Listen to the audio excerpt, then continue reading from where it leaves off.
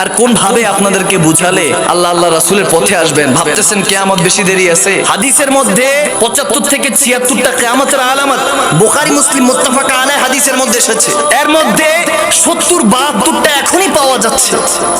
বড় বড় 4-5টা ঈসা আলাইহিস সালাতু সালাম আসবে, দাজ্জাল আসবে, মাহদী আলাইহিস সালাতু সালাম, ঈসা আলাইহিস সালাতু সালামের সাথে দাজ্জালের ফাইট হবে। তারপর দাব্বাতুল আদ, একটা প্রাণী আছে যে প্রাণীটা দুই পাহাড়ের মাঝখান দিয়ে বের হবে। অবস্থা হবে যে দুইটা শিং থাকবে, তারপরে কপালটা অনেকটা মানুষের মতো, চোখটা মানুষের মতো, মুখটা বকরির মতো, রাক্ষসের মতো, দুইটা দাঁত থাকবে দুই পাশে, দুইটা পা থাকবে, দুইটা হাত থাকবে। বলা হয়েছে দুইজন নবীর সুন্নতে সে চলবে। দাব্বাতুল আদ একে বলা হয়েছে। সে কিয়ামতের আলামতের মধ্যে সে একজন।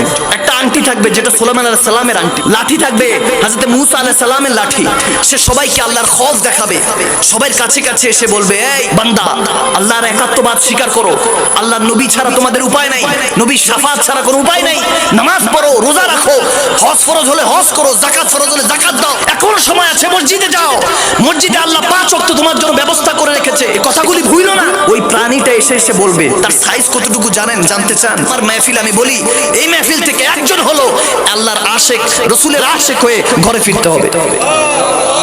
যে আগামী কালকে মৃত্যু চলে আসবে, আজরাইল আলাইহিস সালাম চলে আসবে, কিন্তু আমার নামাজ কাজা হবে না।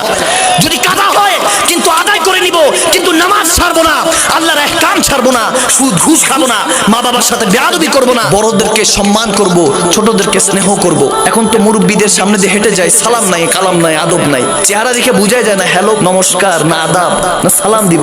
মুসলমানের চেহারা দেখে বোঝাও যায়। মুসলমানদের লেবাস কি হয়েছে? টুপি পাঞ্জাবি পাগড়ি পরলে আপনাকে কি খুব খুব খারাপ দেখা যাবে? অনেকে দেখি মাহফিলে আসে, মাথায় টুপিটা নাই।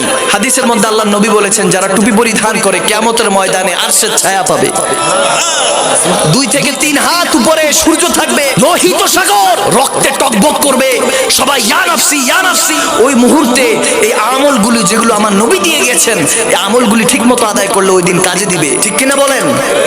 আল্লাহর ওলিদেরকে কেন্দ্র করে এসব বাজে কাজ করেন না, এগুলো আল্লাহর দরবারে হিসাব দিতে হবে। আল্লাহর নবীর পথ ছেড়ে কার পথে চলছেন? বলতেছিলাম দাব্বাতুল আদ, সে প্রাণীটির কথা। তার উচ্চতা এরকম হবে, সময় এরকম ভাবে আল্লাহর হাবিব বলেছিলেন। একটা পাহাড় ছিল উহুদ পাহাড়ের পাশে, একটু ছোট আকারের, ওই পাহাড়ের দিকে নির্দেশনা দিয়ে বলেছেন এই পাহাড়টা সমান হবে, যেটা এখনকার দিনে কেউ বলে নারিকেল গাছের সমান, বা নারিকেল গাছের থেকে আর একটু ডাবল হবে। কত বড়!